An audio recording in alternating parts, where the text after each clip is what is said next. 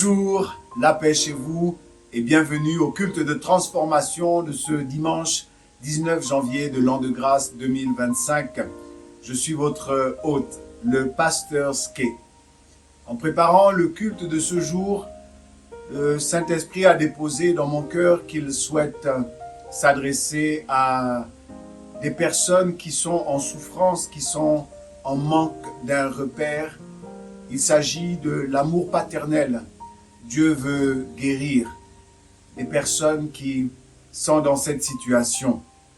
En préparant ce culte, j'ai consulté un peu Internet pour chercher s'il y avait des données, des statistiques sur les familles monoparentales et les familles orphelines en Afrique. Mais j'ai dû finalement regarder dans les pays qui ont une base de données concernant ces populations-là.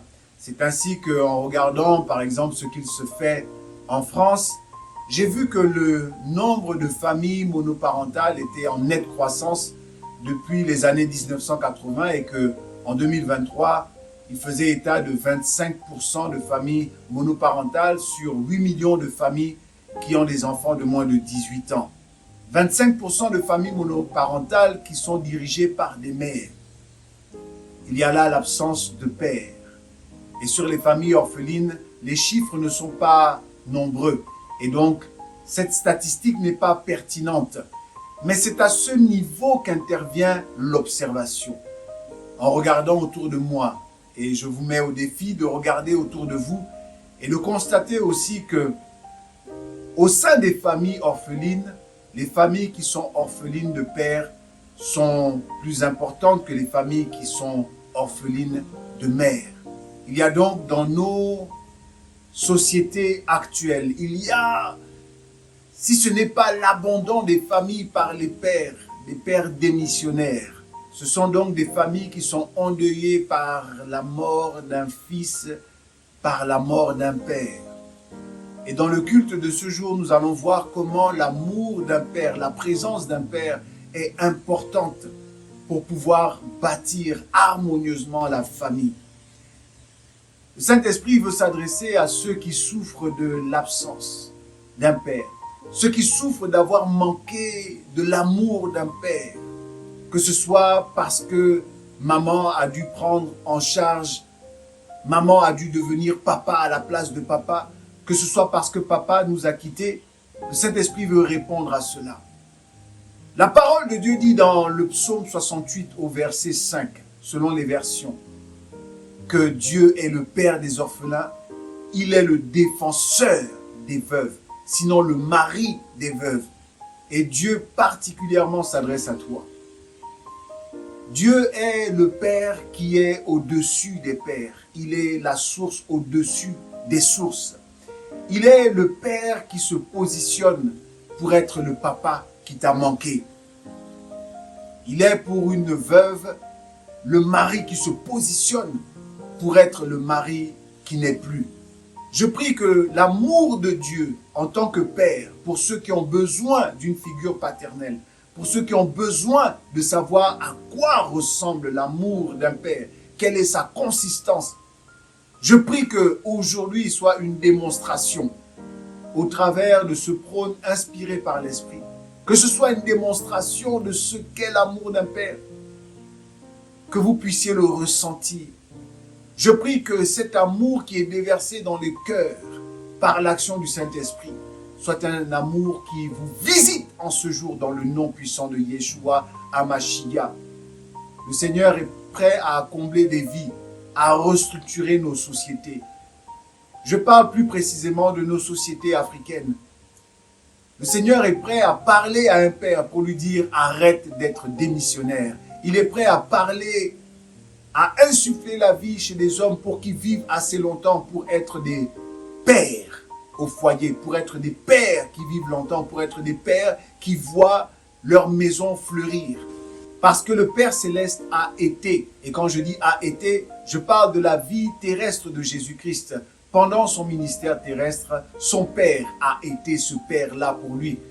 Et en vérité, il est éternellement ce Père-là, pour lui et pour nous. Nous allons poursuivre ce culte après ce court instant de prière. Abba Père, je te rends grâce et je te bénis de ce que ta parole aujourd'hui est une parole qui va édifier, une parole, Seigneur, qui va guérir des cœurs brisés. Des cœurs brisés par l'absence d'un père, des cœurs brisés par le manque d'amour d'un père, des cœurs brisés, Seigneur, par l'absence d'un mari. Je te rends grâce pour les orphelins. Je te rends grâce pour ceux qui ont subi la double peine, l'absence d'un père, parce qu'il nous a quittés, parce qu'il est parti, parce qu'il a laissé maman seule, ou bien d'un père qui n'est plus et qui est décédé. Que ton amour nous visite et que les flots abondants de ton amour nous rassasient. Tu as dit, venez à moi, vous tous qui êtes chargés, vous tous qui avez le cœur brisé. Je prie que tu donnes de l'entendement à ceux qui nous reçoivent pour écouter ton appel et venir à toi. Parce que tu guéris les cœurs et parce que, Seigneur, tu décharges les fardeaux. Tu ôtes les fardeaux. Tu brises les jougs. Par ton amour, tu brises les jougs. Tu brises les jougs. Par ton amour, tu brises les jougs. Au-dessus de ceux, Seigneur, qui sont alourdis par les charges, par la peine, par la douleur et la souffrance. Je te rends grâce aujourd'hui. Que ta parole soit pour nous, Seigneur, une boussole, une lumière. Qu'elle soit pour nous un havre de paix. Qu'elle soit pour nous une idylle d'amour. Dans le nom puissant de Yeshua Mashiach. Amen. Le thème du prône de ce jour, c'est l'amour du Père. Et comme c'est un thème assez vaste, il a plu au Saint-Esprit de nous donner 3 aspects que nous allons développer aujourd'hui. L'amour du Père, c'est l'amour source. L'amour du Père, c'est l'amour inspiration. Et l'amour du Père, c'est l'amour modèle. Parfois, il nous suffit juste de lever un peu les yeux et d'observer ce qui se passe dans la nature pour comprendre des vérités profondes, des vérités spirituelles. Le Seigneur nous dit, lorsqu'il nous manque la foi quelque part, qu'il faut lever les yeux et observer la nature, parce que la nature a un enseignement de foi dite naturelle qui nous est profitable. Lorsque tu veux savoir si Dieu est capable de prendre soin de toi, le Seigneur dit, lève les yeux et regarde les oiseaux dans le ciel. Ils ne sèment ni n'amassent. Ils n'ont pas de frigidaire. Ils n'ont pas de technique où ils vont pouvoir garder la nourriture au frais. Leur société n'est pas organisée comme la nôtre où nous pouvons aujourd'hui aller au supermarché, acheter un produit, le mettre dans le frigidaire parce que nous ne l'avons pas consommé totalement aujourd'hui. Nous le mettons dans le frigidaire, nous payons la facture de courant et nous conservons cet aliment jusqu'à la prochaine fois où nous allons le consommer. Non, il n'en est pas ainsi pour les oiseaux. Les oiseaux n'ont pas de grenier, ils n'ont pas un endroit, ils n'ont pas une chambre froide dans laquelle ils vont garder la nourriture d'aujourd'hui pour la manger ultérieurement, pour la manger demain. Il dit, mais si Dieu nourrit ainsi les oiseaux du ciel, à combien plus forte raison ne va-t-il pas te nourrir? Oh, amour du Père. Amour du Père. Et il demande de regarder le lys des champs, de regarder, de considérer quelle est sa belle présentation. Et il dit que nous n'avons pas à nous inquiéter au sujet de ce que nous allons manger, ni au sujet des vêtements que nous allons porter. Parce que le Père sait que nous avons besoin de ces choses-là. Et pourtant, même s'il sait que nous en avons besoin, il dit cependant que nous devons demander. Mais avoir besoin de ces choses n'est pas une raison pour s'inquiéter de ces choses. De la même manière que les oiseaux ne s'en inquiètent pas et que l'herbe qui aujourd'hui paraît et demain sera foulée, piétinée et demain ne sera plus. De la même manière, cette herbe qui est soigneusement habillée par le designer céleste qui est notre Père, eh bien nous devons trouver là un sujet de réconfort pour savoir que nos vies valent plus que ces choses-là. Je disais tantôt qu'en regardant toutes ces choses, l'on peut comprendre ce que c'est que l'amour source. L'amour source, c'est comme la graine qui ensemence la terre, qui ensemence le sol. Le sol en lui-même regorge de tout ce qui est nécessaire pour alimenter la source qui se trouve dans la graine. Lorsque la graine ensemence le sol, elle trouve dans le sol tout ce qui est nécessaire pour son développement. Mais si le sol n'est pas visité par la graine, il n'y a pas d'ensemencement. Le sol peut rester aride. Il faut que la graine ensemence le sol. De la même manière, c'est vrai pour la fécondation chez l'espèce humaine. Il faut que la graine qui vienne du Père puisse ensemencer l'œuf que donne la mère. L'œuf que donne la mère et symbolise cet environnement, cette matrice, ce milieu dans lequel il y a tout ce qu'il faut pour que lorsque la graine arrive, elle puisse se développer. On voit bien qu'il y a la source qui vient du Père et il y a la matrice qui est disposée, qui est chez la mère. La mère est prête à recevoir l'amour et à le multiplier, à l'amplifier s'il faut. Mais cette observation nous emmène à comprendre que l'amour source, qui est comme la graine qui vient du Père, et l'amour matriciel, qui est comme le ventre de la mère qui fait développer la vie et qui fait développer l'amour, ce sont deux amours qui sont complémentaires mais qui sont nécessaires. L'absence de l'un entraîne quelque part la défaillance du résultat produit. Ce résultat produit, c'est la présence d'un enfant. Mais pour aller dans la parole, nous allons lire un petit passage qui vient mettre en lumière ce que je viens de dire. Dans Jean 8 au verset 42, Jésus leur dit, « Si Dieu était votre Père, vous m'aimeriez, car c'est de Dieu que je suis sorti et que je viens. Je ne suis pas venu de moi-même, mais c'est lui qui m'a envoyé. » Jésus est interprété, il est vu par les prophètes comme étant le germe, il est vu comme étant la graine, il est vu comme étant la parole qui ensemence les cœurs, une parole qui sort de Dieu, pas une parole qui a été créée de Dieu. Et c'est là la difficulté avec beaucoup de personnes qui ne pensent pas, qui ne croient pas, qui sont convaincus que Dieu n'est pas un père, parce que Jésus ne peut pas être son fils. Mais il pourrait être gravement choqué de savoir que Dieu, en tant que Père, ne s'est pas limité à avoir un seul Fils unique, mais qu'à travers ce Fils unique, il a étendu sa paternité sur de nombreux fils. Oh, j'imagine le choc. Dieu a beaucoup d'enfants, il a beaucoup de fils sortis de lui, parce que sortis de Jésus-Christ. C'est une excellente nouvelle.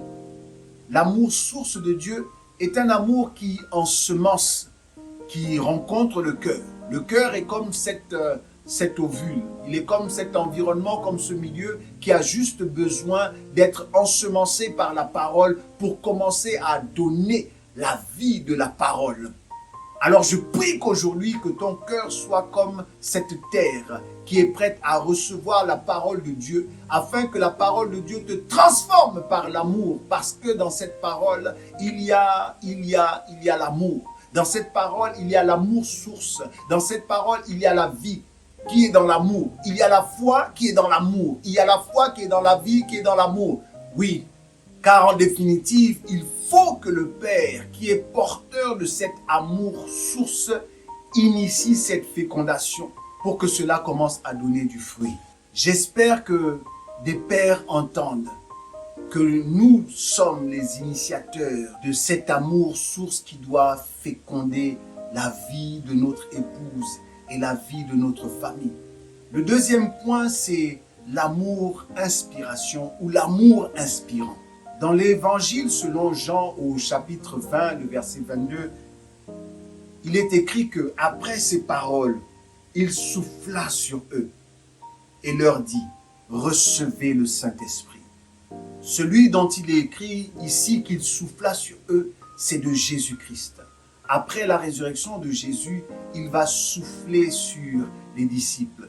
L'acte que Jésus pose ici me rappelle trait pour trait l'acte de la Genèse, lorsque la Bible déclare qu'après avoir formé avec l'argile mouillée du sol l'homme, il va insuffler Dieu en l'homme un souffle de vie. Ici, Jésus dit à ses disciples, recevez l'Esprit. L'Esprit est la puissance, le monde des valeurs qui se trouve à l'intérieur de Dieu. Il faut que le Père insuffle des valeurs qui vont donner vie et animer une famille. La famille va se former des valeurs qui sortent du Père, les paroles qui sortent de la bouche d'un Père, les encouragements, les je t'aime mon fils, je t'aime ma fille, l'éducation, les valeurs qui se trouvent à l'intérieur du Père. Ici, Jésus dit recevez le Saint-Esprit. Le Saint-Esprit est ce souffle qui contient, allez, je vais dire des informations, mais qui contient une vie, qui contient la vie éternelle de Dieu, qui contient les principes, les valeurs de Dieu. Cet esprit qui cristallise, qui formalise, qui matérialise, qui incarne ce que nos yeux ne voient pas, les réalités invisibles. En recevant cet esprit, nous recevons une plénitude, un amour réel. Après que le Père soit initiateur de l'amour, il faut que le Père soit celui en définitive qui inspire l'amour.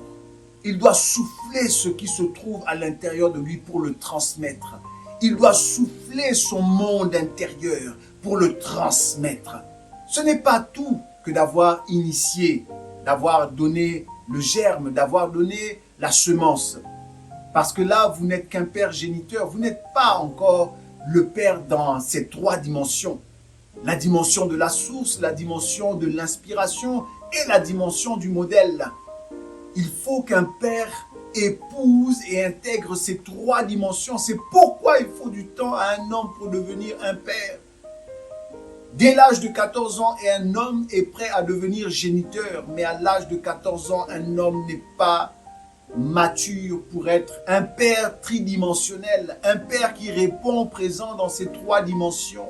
La Bible dit que tel un homme est dans ses pensées, tel il est réellement. En vérité, nous sommes à l'extérieur, nous-mêmes, le résultat de l'homme que nous sommes à l'intérieur de nous.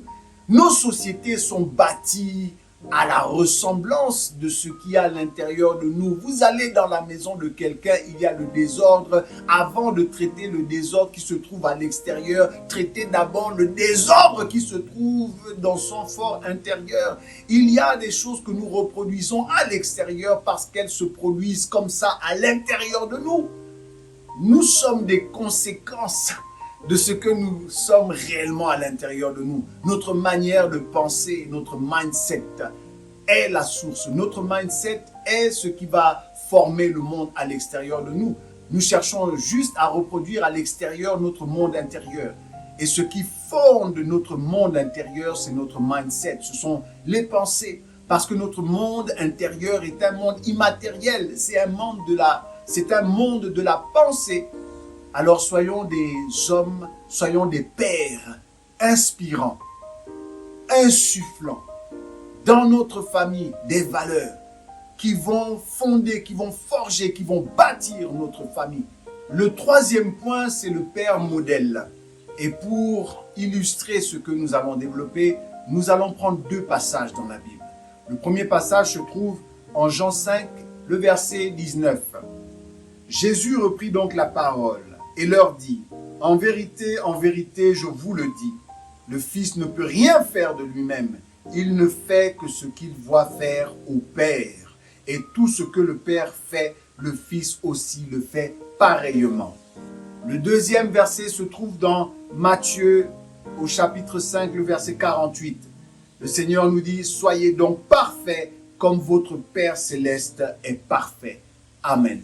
Il faut que le Père soit lui-même un exemple de ce qu'il insuffle comme valeur. Jésus, dans Jean 5, vient d'une manière très simplifiée de nous dire une vérité fondamentale.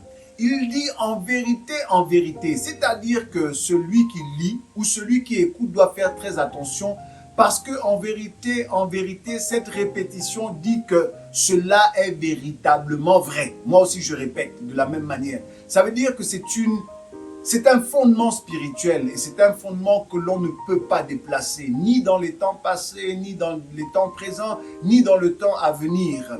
Il dit que moi Jésus, je ne peux rien faire de moi-même. Je fais seulement ce que je vois faire au Père. Dans ce sens, il vient de dire là que lui-même, il a un modèle. Et ce modèle, c'est le Père. Et il dit, tout ce que le Père fait, je le fais pareillement. Oh, le pareillement, non.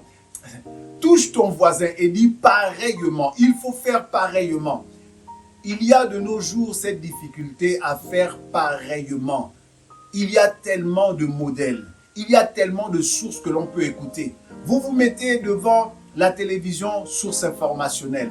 Vous écoutez une musique, source informationnelle. Vous regardez, source informationnelle. Vous entendez, source informationnelle. Vous parlez, vous reproduisez une source informationnelle. Il y a tellement d'informations et de sources informationnelles que finalement, la question se pose. Je reproduis à l'identique quelle source?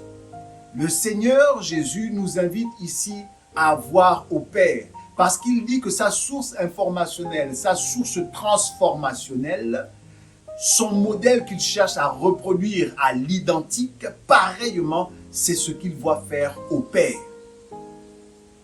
Père, il y a beaucoup d'enfants qui ne vous voient pas faire.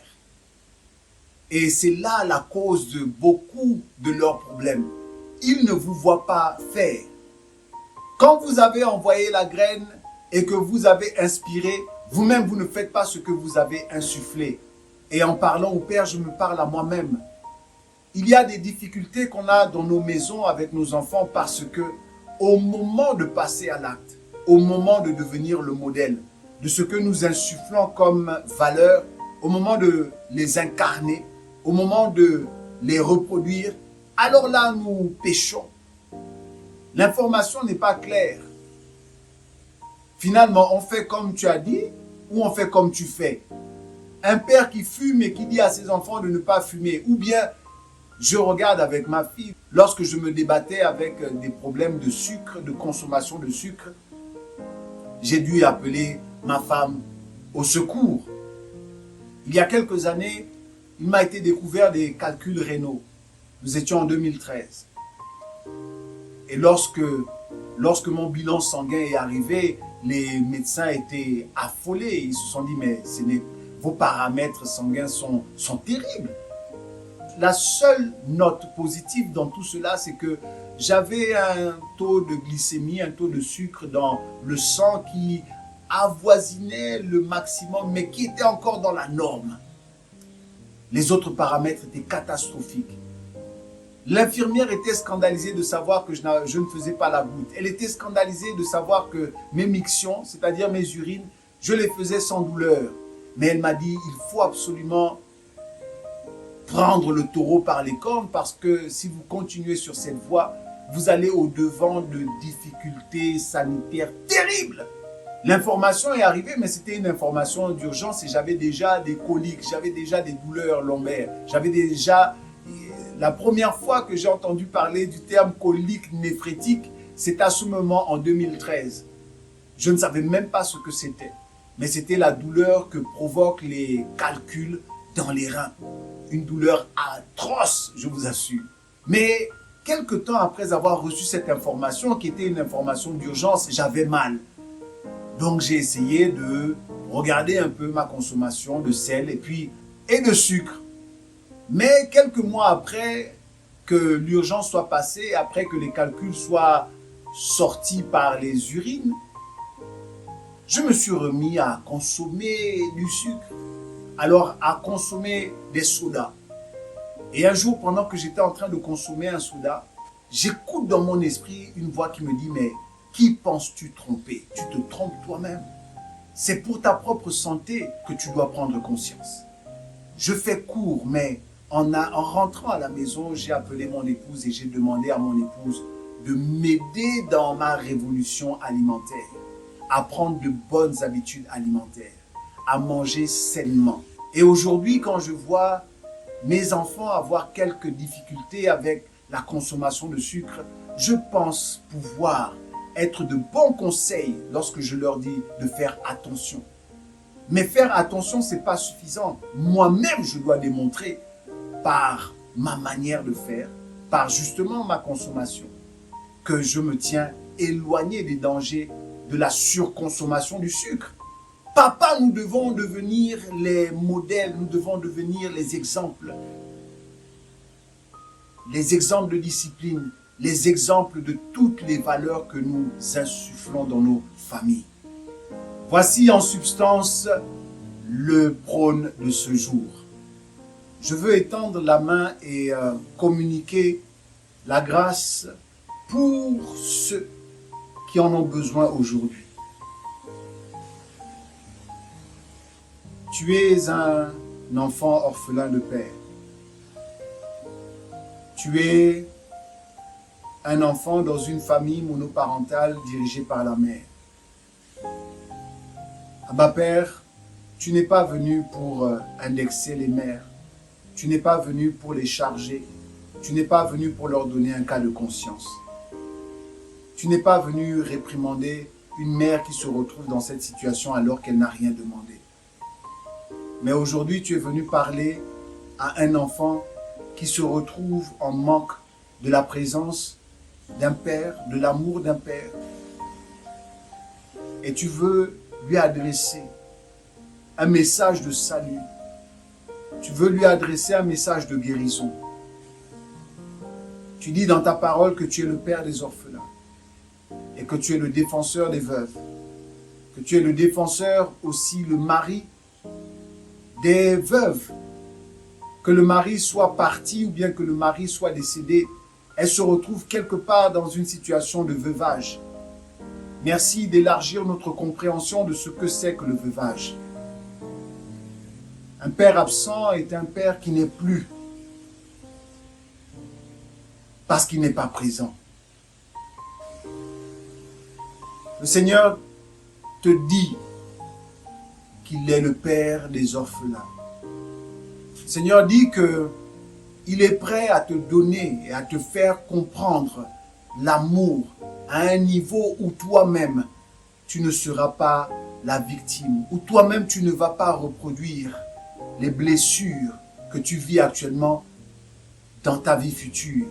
Il y a cet appel, il y a cette parole, il y a cette grâce que je te communique au nom puissant de Jésus. Au nom puissant de Jésus.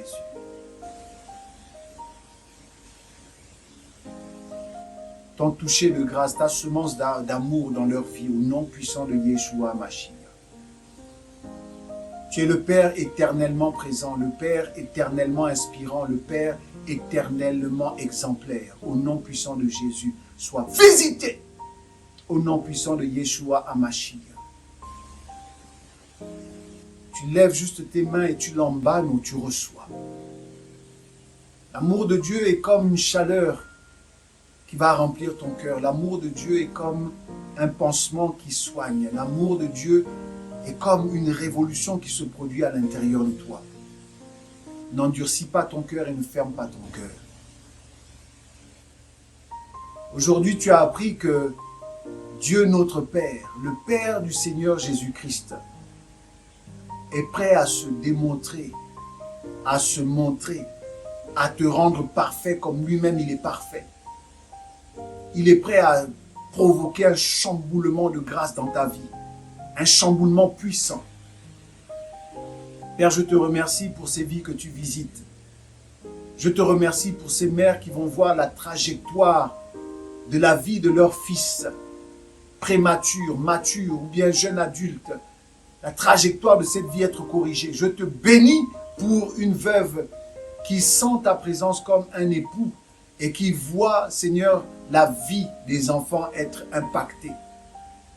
Je prie que les valeurs que tu insuffles par ton esprit, Seigneur, soient une couronne dans leur cœur et sur leur tête au nom puissant de Yeshua Mashiach. Transforme leur vie par ton amour. C'est pour cela, Seigneur, que tu nous as déployés aujourd'hui. Que la gloire te revienne dans le nom puissant de Yeshua Mashiach. Amen. Merci pour votre fidélité à Maguen. Vous pouvez nous rejoindre dans notre groupe Mag Engage sur WhatsApp au numéro qui s'affiche sur votre écran. Vous pouvez nous soumettre vos soucis, vos besoins de prière, pour qu'ensemble nous puissions porter les fardeaux les uns les autres. En faisant ainsi, nous honorons Christ, nous accomplissons la loi de Christ, qui est une loi d'amour. À Maguen, nous disons que Christ est notre cep. Il est notre chef, il est notre étoile et il est notre protecteur. Et dans ces trois dimensions, il est notre Maguen. N'hésitez pas à partager, à vous abonner, à laisser des commentaires, à activer la cloche de notification pour recevoir nos futures publications.